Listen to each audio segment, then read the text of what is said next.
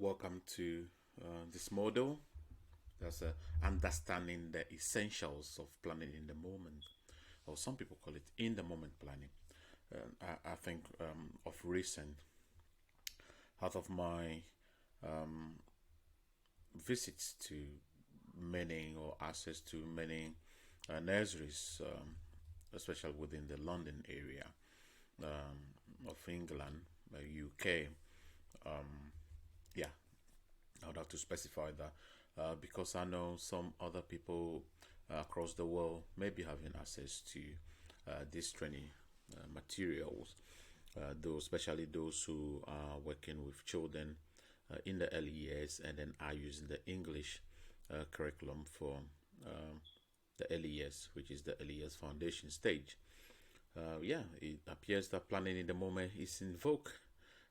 Yeah, a lot of nurseries I know of are all, yeah, gearing towards using planning in the moment. But this ought to be done properly. Yeah, it can you can't just make it up or make it up along the way as you go on. You got to be deliberate about planning the moment, about everything, and yeah. So we'll delve into these and see what it has and then what it has not, and how you can really use it to support children to thrive. So I have a bit of a subtitle there: building up your confidence in implementation of children's curriculum through planning the moment. So I over here, I just set it out straight away that planning the moment is not the curriculum. You gotta be aware about that. It's not the curriculum. Planning the moment is an implementation strategy. It is a teaching strategy. Yeah, we've got to get this clear from the start. Planning the moment is not a curriculum, it's an implementation strategy. So if you think about your three R's, your intention, your implementation, and your impact, you will need to have a curriculum. And then, if you wish, use planning in the moment to deliver this curriculum. Okay? We need to get this clear because some people think once they say, oh, they are doing planning in the moment, that's it. They'd have to have the environment. They just have to leave the children to go and play. You're gonna be short of not delivering this properly because the expectation is you are having an intent, you are having a curriculum for the children. So you need to carefully think about these things if you're doing planning in the moment. I know some nurseries, as we've done before, we still have a curriculum which we use a planning in the moment to deliver. And our curriculum, we name it a provocation. We name it provocation. So we'll have intent for all of the children. We'll have intent for the various rooms depending on the age. And then as the nursery itself has intent for all children. And then we use the planning the moment in delivering this. Yeah. So let's start on the footing, separating planning the moment as an implementation strategy, but not as a curriculum. If you're in your nursery, you have planning the moment as the curriculum for the children, I'm sorry, this is not going to be good enough, and it could unravel quickly when put under the spotlight.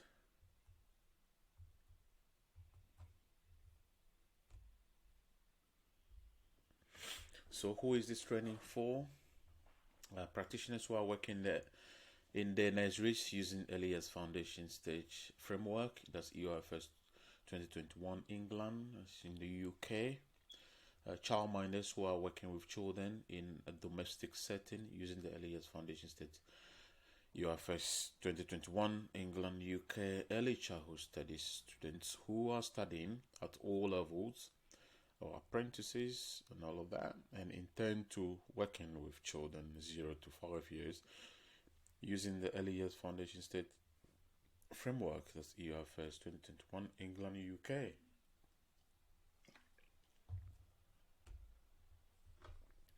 Learning outcomes. At completing this model, a staff member or a student will be able to explain in their own words what is meant by planning in the moment, or in the moment planning, as some call it, some other times. Recognize that planning in the moment doesn't represent the curriculum that practitioners must put in place for each child. Yeah, it's very crucially important that you know that planning in the moment is not the curriculum, and you should be able to identify teachable moments, and teachable moments are so crucial. If you pride yourself in the use of planning in the moment, if you claim or have as an ethos planning in the moment for your nursery or being a childminder, then you would have to know about teachable moments, because you use the teachable moment in planning in the moment to introduce a concept, a knowledge or understanding to the child. Yeah, to introduce it or to reinforce it or to extend it. So we really got to be clear and deliberate about what it is that we want children to learn, and then how we want children to learn these, and then how we are teaching the children. Yeah, using the teachable moment. So as we go along, all of these will be explained. You should be able to demonstrate curriculum intent and how the implementation of the intent is enabled by planning in the moment. You need to deliver children's curriculum intent using planning in the moment strategy. Yeah, so once we finish all of this, you should be able to do some of those learning objectives. The EOIFS 2021 provides 4 guiding principles that should shape practice in early year settings. These are: every child is a unique child who is constantly learning and can be resilient, capable, confident, and self-assured. And then children learn to be strong and independent through positive relationships. Children learn and develop well in enabling environments with teaching and support from adults who respond to their individual interests and needs and help them to build their learning over time. Children benefit from a strong partnership between practitioners and parents and all carers. Importance of learning and development. Children develop and learn at different rates. Yeah, so these 4 guiding principles to have in the back of our mind as we go along. They will become very useful. Practitioners must consider the individual needs. Yeah, we must consider children's interest and the development of each child in their care, and must use this information to plan a challenging and enjoyable experience for each child in all areas of learning and development. Yeah, basically, once children are in our care, we need to observe them. Yeah, we say a fancy word that's come up now is noticing. Notice, but I think it's self-explanatory. Really, you notice, you've seen something, probably you've heard as well.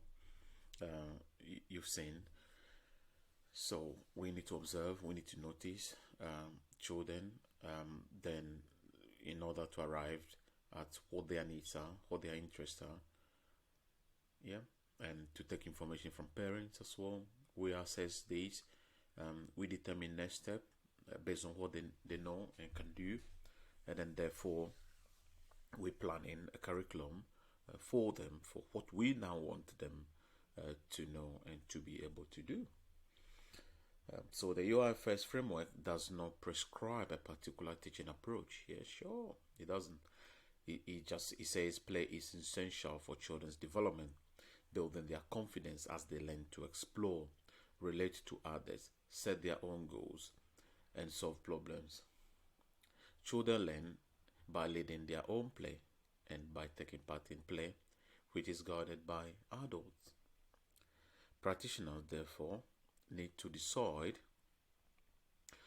what they want children in their setting to learn and the most effective way to teach it. Yeah, the intention and then the implementation. Yeah, what you would like them to learn, to know, and be able to do, intent, and the way you are going to deliver this intent will be your strategy. So the UIFS on itself doesn't prescribe any one approach to delivering the curriculum. Everyone has a free hand to ascribe to any particular philosophy, any particular ethos. So people can say they are Montessori. Montessori is not the curriculum. Montessori is the implementation strategy. Yeah. So you can deliver the curriculum in whichever way you find fit. Whatever you selected to use, we would have to be sure that this works for your children, that your children are achieving and they are thriving. Of course, they are learning. Yeah. If they are not doing any of those, then this is not going to be good enough. Practitioners must stimulate children's interest, responding to each child's emerging needs and guiding their development through warm, positive interactions coupled with secure routines for play and learning.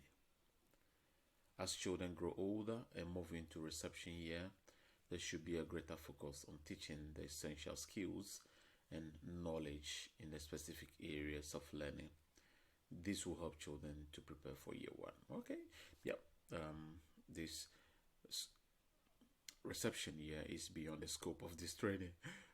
We actually are now going to be worrying ourselves a lot about reception. We leave reception to the reception teachers. This is for the early years, for the nursery environment, for the child minders in a domestic premises, or or other provisions that are off domestic premises. So planning the moment, Anna F. Grave, this lady, is the one who popularized it a bit in the English context. So Anna introduced the concept of planning in the moment, here referred to as PM. She argues that staff members as practitioners best support children's learning by creating an enabling environment through relationships and interactions. And she notes that we don't plan ahead, we remain in the moment with the children as they explore and learn. We observe carefully, enhancing the learning whenever we spot a teachable moment. Our observations and interactions and the outcomes are recorded afterwards. Yeah, F. Grove, 2015. All right, as we go along, all of this will become clearer to you. So if you follow through and through Anna's proposition about what planning in the moment is, you will be telling me that you do not need curriculum. Okay? Because Anna clearly says we do not plan ahead. But be careful, you got to plan. If you're using the LES Foundation State curriculum, then you framework, some curriculum, then you need to plan, because the LES Foundation State framework requires you, under the quality of education, to have an intent, and that intent is a curriculum, and you really must plan this curriculum. The curriculum cannot be made up as you go along in the room situation. Yeah. So, following Anna's prescription to the latter could be problematic for you in the nursery environment. You got to make sure that you have some curriculum, and that curriculum will entails planning. Yeah, it doesn't have to be written down. There's no requirement of the planning being written down, but there's a requirement that you must have thought about it. You must have considered what you want your key children to learn and to know and to be able to do. Is that okay? Then you are able to implement this using the strategy of planning the moment, and then you have a teachable moment. Yeah. So Grove 2015, that's Anna, observes that children are born with a natural desire to explore and learn, and practitioners can support them in this by creating an enabling environment which is both physical and emotional through the relationships and interactions that the children experience. So physical environment, the things that we have, the resources that we have in the environment to support children learning.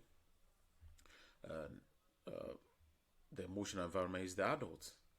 And I think, well, I would have thought that the adult is the most important of this in the environment, because the interaction need to be coming from the adult, and all the dynamics of relationships are carried out by the adults, and the qualified adult as such will be very vital here. So central to planning in the moment are the environment, which is the physical, and then the emotional. Yeah, the two of them constitute the environment. Yeah, indoors, outdoors. Yeah, the physical things that you have. Yeah, but it's about Play-Doh, is it water, is it sand? It's about writing equipment, mark making. It's about paint. Yeah, soil. All of the things you have, the puzzles, the books, storybooks, all of those are the physical environment. And then is the adult, the emotional environment. Then with the dynamics of relationships and interactions, very important when you consider planning the moment. And Anna elaborated on planning in the moment in her book. Um, she has a book, Planning in the Moment with Young Children, 2018. And I see a lot of people have it around. But then if you have that, you got to be clear in your mind that as far as the Early Years Foundation State Curriculum is concerned, the EOFS is concerned, you can follow the planning in the moment through and through, because Anna doesn't approve of planning. But then planning is required as far as the Early Years Foundation State is concerned, and quality of education, that you would have thought about what you want your children to learn and to know. And in a way, you will teach that, and you will then measure impact. Okay, so it can't just be left that the children are just playing on their own. Even with the teachable moment, somebody is required to have thought about what skills, what knowledge, what understanding they would like their children, as key children, to reach or to attain whilst they are with them. Yeah, so we got to be clear and to keep that in mind. When children are playing and selecting what to do themselves, they become deeply engaged. While this is happening, the adults should be observing and waiting for a moment in which they feel they can make a difference. They should then interact to teach the next step as appropriate for that unique child at that precise moment. For each time they interact with a child, they are observing, they are assessing, they are planning for and responding to the individual child. Such interactions are the most important and powerful teaching moments. Yeah. So when we did planning in the moment, we environment, rich environment, depending on the interest of the children, what we want them to know. We'll put the provocations out. Children will be engaging. Adults are there to scaffold their learning, to support them as they learn. When teachable moment comes, we have some examples along the slide. Teachable moment comes, we'll teach them, we'll explain concepts to them, we'll model concepts to them, we'll facilitate their learning. Yeah, we'll demonstrate how things are done, solve a problem. All of those are happening. And one thing that is clear is, if we're using planning in the moment, we do not have countless next steps to follow up on, because come to think of it, in the next environment, no one really exhausts all of the next steps that they identify for children. But what is good about planning in the moment is we when there's a need for something to become a next step, that thing is taught there and then.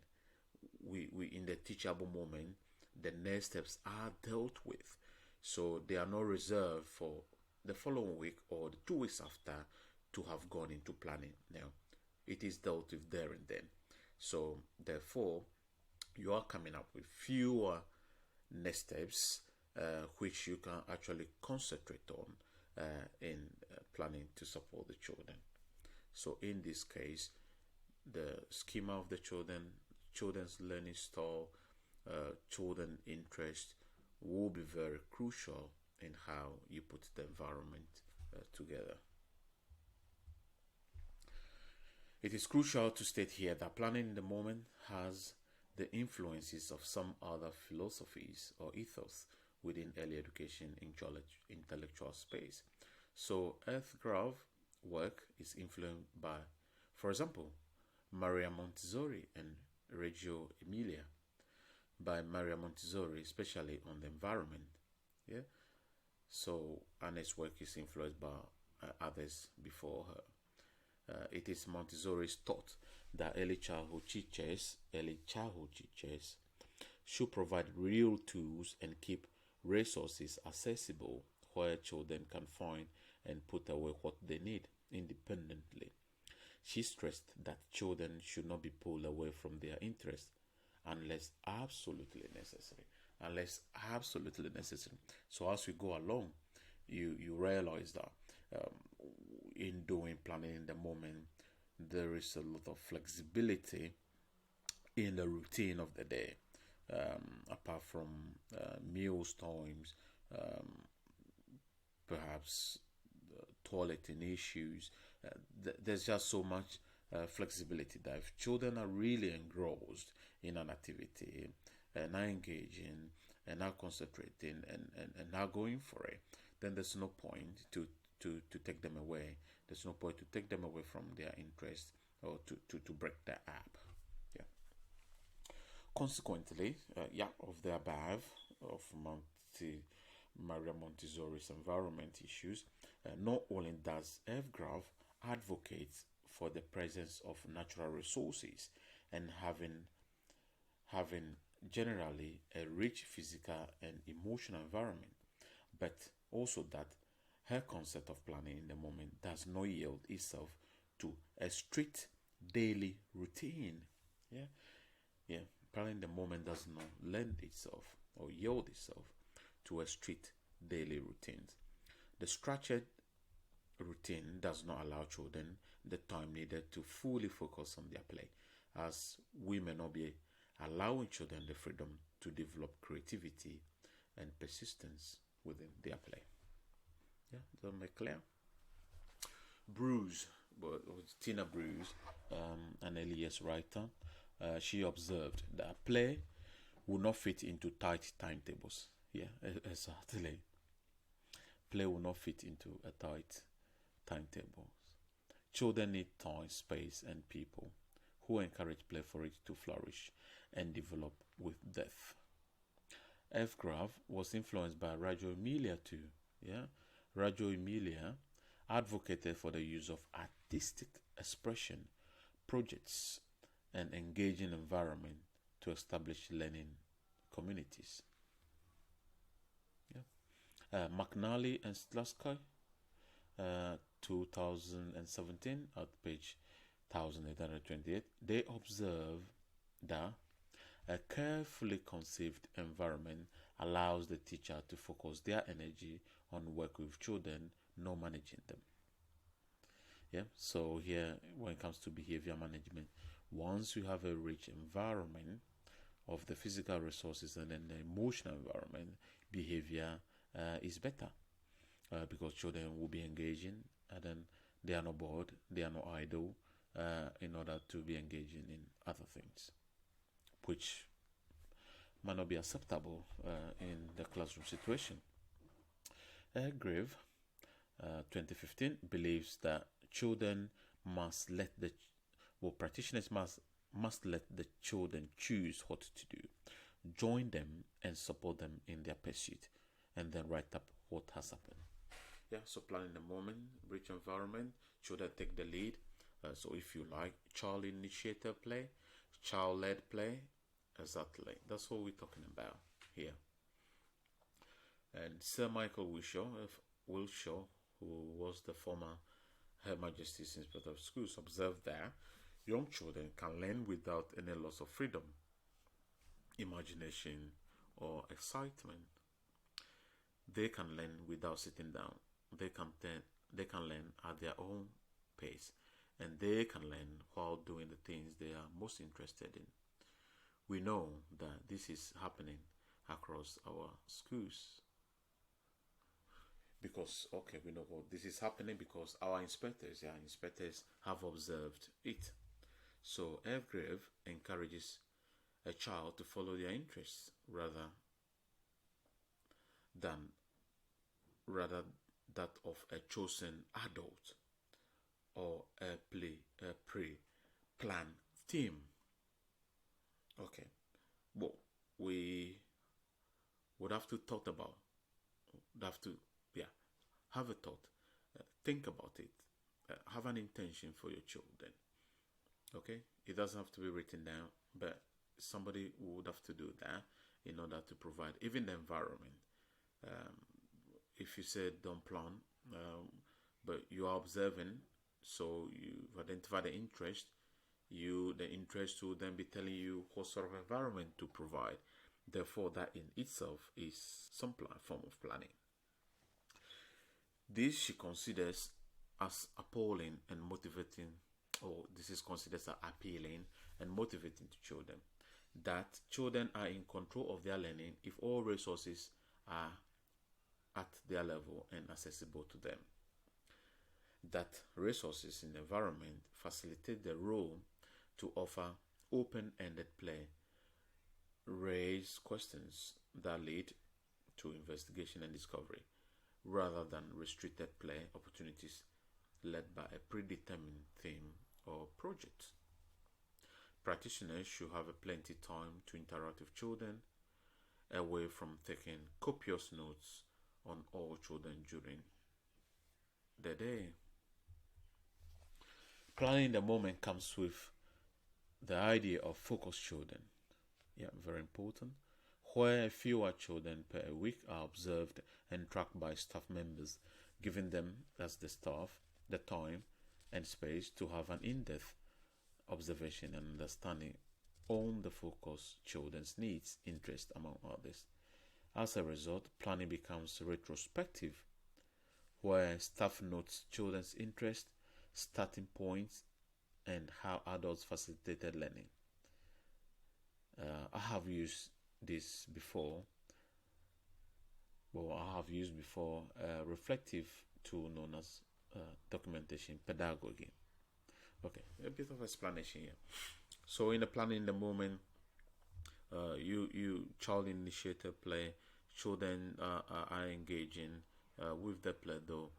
Practitioner was there helping to cutting up. Children are talking about shapes. Practitioners support them in their understanding of those issues. Then when that play session is over, these things are recorded down, obviously to note the teachable moments. And there's various names for documentations to recording these. And then I have used before what is called documentation pedagogy, where I record everything that's happened for the purposes of referring back to that with the children, or using same to support inexperienced younger or even still inexperienced older staff or new staff when they start with us. So all the writing you've done after the teachable moment, after the interaction, will become a retrospective, that which is what FGRAVE is calling a retrospective planning. Yeah.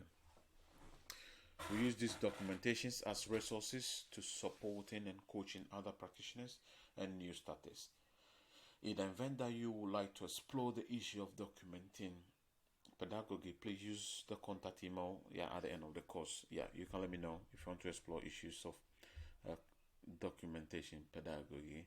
I can support you with that.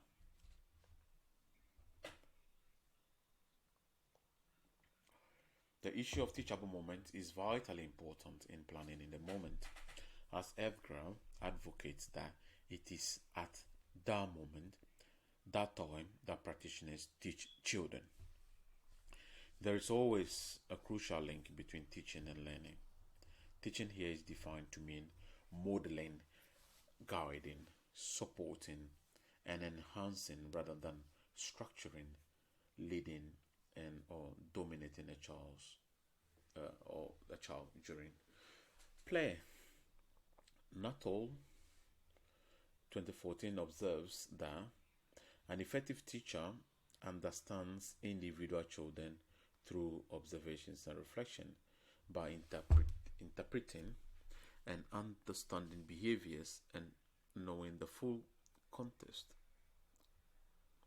Effective teachers understand that individual learners have different experiences within the same classroom. Therefore, differentiation will be very important. Yeah. So, which is why play can just not run on its own, even though children are making choices during the day, given the nature of planning the moment.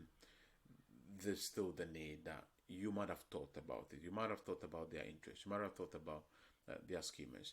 You might have thought about their needs. Therefore, which resources will be appropriate to provide based on these to ensure that they get interested, to be appealing to them, to engage with resources because it is their or it is of interest to them or it is their interest. Otherwise, things are not going to run smoothly. So there's a need to have some form of intent for your children before using planning in the moment as an implementation strategy to deliver or delivering same.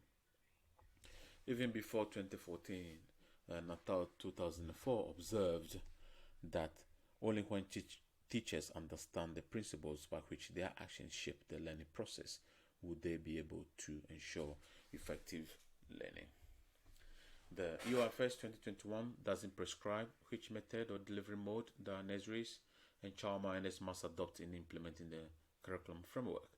Therefore, each and every nursery, school, and or childminder has the free hand in deciding on the mode or strategy for teaching or delivering the framework for and to the children in their care and education.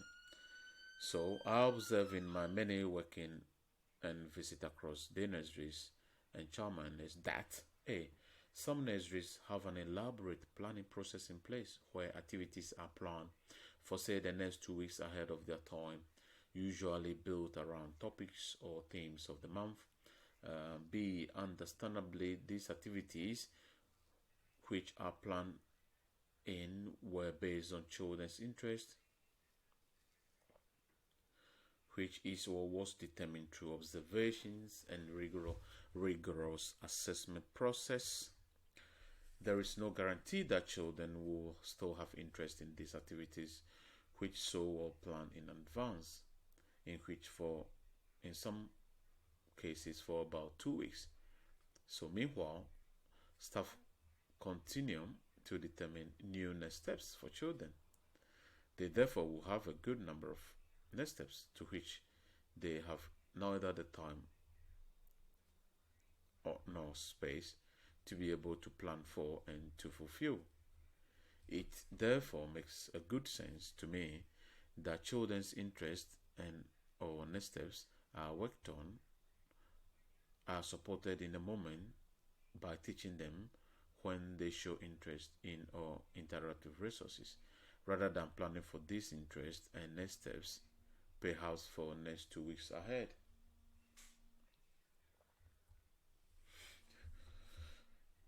Okay, let us remind ourselves about what the expectation is regarding what is curriculum and how to deliver this from Ofsted point of view.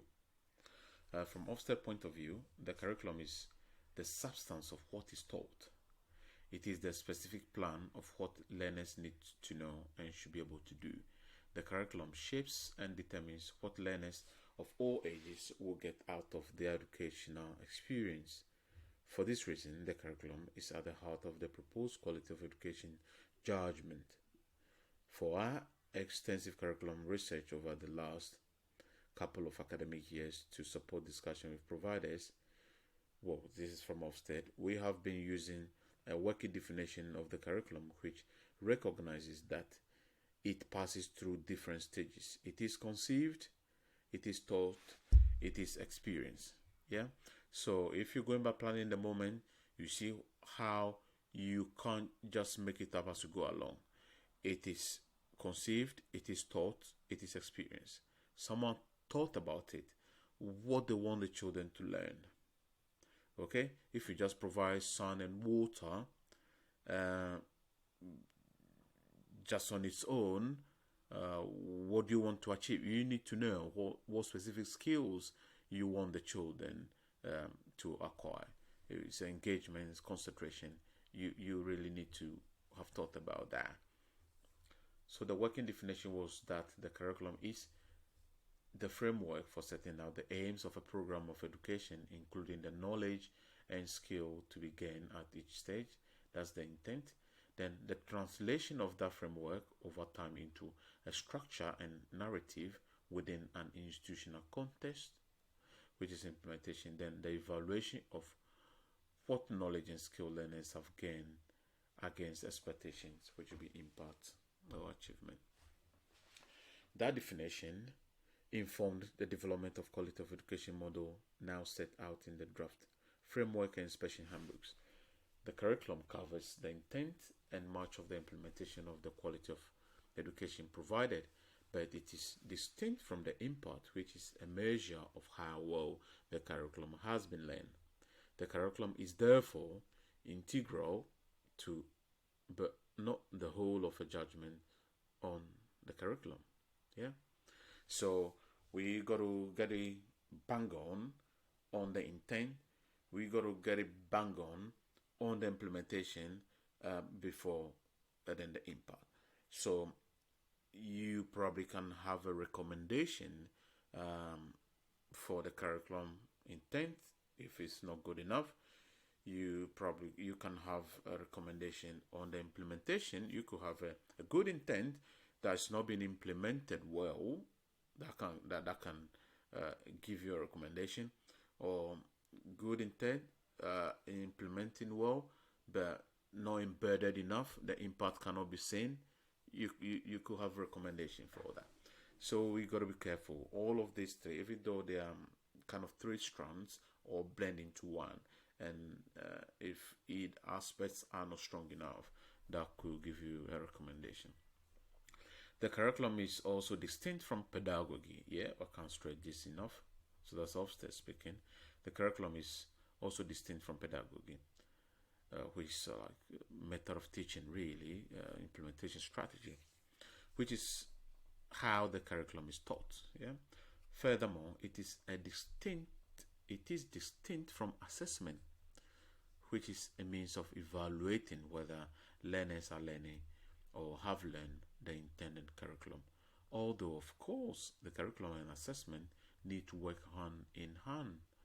In so doing, the curriculum becomes the progression model.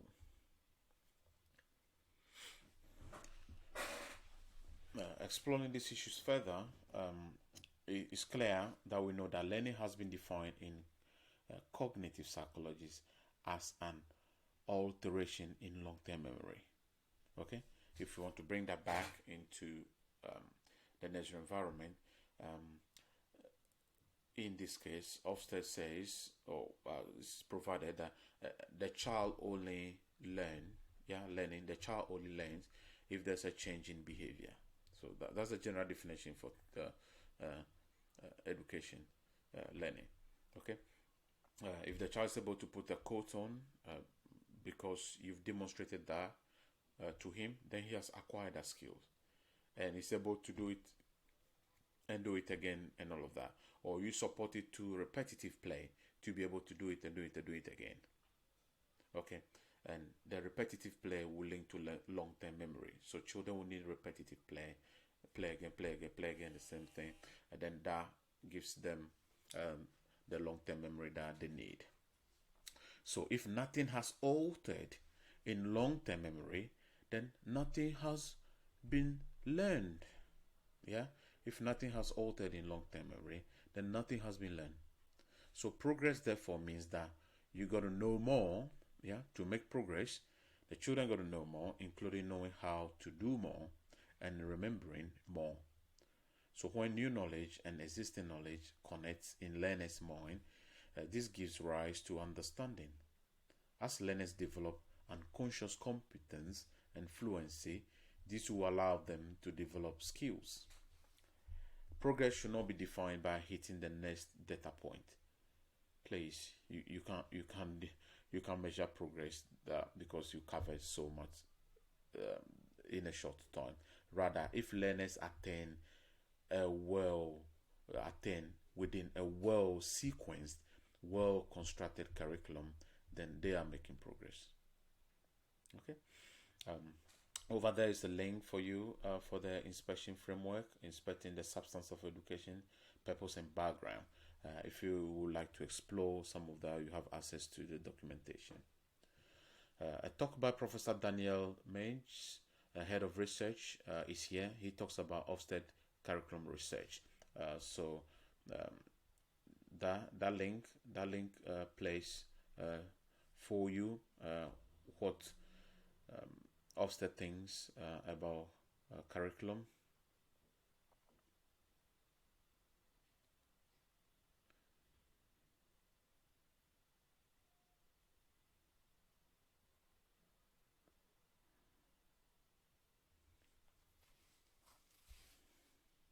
In the first phase of the research, we visited 40 schools in the summer term of 2017. What we found was, firstly, that there was a lack of curriculum knowledge in a lot of schools. We also found that there was a lack of a shared vocabulary in many schools as well. So, depending on what school you went to, people were often using the same word but attaching a different meaning to it. Skills would be a very good example of that. We also found that there was a strong tendency for some schools to conflate the curriculum with assessment, with qualifications and with the timetable. Firstly, we saw a big problem of curriculum narrowing. So in primary, for example, you can see that in year 6 there is often a tendency for schools to spend a lot of time on preparation for the assessments rather than on actual curriculum content. In secondaries, we often saw that Key Stage 3 was shortened without really thinking about the consequences of that in terms of the knowledge that pupils were meant to generate. So there were a number of issues that we found. We also found a lot of teaching to the test, and that was especially the case in subjects that were part of national assessments. So there were a number of issues with that as well. And we also found that there was a lack of access to the curriculum for some groups of pupils in some schools, in particular the most disadvantaged. Why is that important? Firstly, knowledge is cumulative, so the knowledge that you acquire in one stage of your education forms the basis for what knowledge and skills you then develop further on. So when there are gaps in that knowledge, that can be a real problem in terms of progression. That's particularly an issue for disadvantaged pupils, because we find that gaps in knowledge and skills increase the gap in attainment between more advantaged and disadvantaged pupils. So it is actually quite a major issue. So we need to make sure that we have a curriculum that is cumulative, that has clear building blocks, and that takes into account what pupils need to know to go to the next phase of their learning in a particular subject. In the second phase, we visited 23 schools which were seen as particularly invested in curriculum development. So we wanted to find some examples of where things were really done. What we found there was firstly that in those particular schools there was a lot of emphasis on how children actually develop knowledge, how they make that progression. We found that the head teachers found it easier to talk about progression when they were focusing on knowledge more so than when they were focusing on skills. We found that there were schools that were very strong in terms of their thinking about assessment, which was seen very much as a way of being able to review what they were doing, revising their curriculum if necessary, and not as a goal in and of itself. And we found that the role of leaders also in those schools was very central. Because in the second phase we focused very strongly on those schools that were most invested in curriculum development, in the third phase we decided to look at a broader sample of schools. So we looked at 64 schools that represented a range of types of schools, intake and also attainment and Ofsted grades as well. And in those schools we found a lot of what we saw in phases 1 and 2 confirmed, but also some new interesting findings. So firstly we saw that in primary schools in particular the quality of curriculum was stronger in some subjects than in others, and especially it was stronger in the core subjects, English and mathematics, in the foundation subjects. We also found that whereas in most schools there was a strong link between the quality of the intent around curriculum, what they want to achieve, and the quality of the implementation, that was not universally the case. So we did find some schools, especially in primary, where there was a strong curricular intent but the implementation was a lot weaker.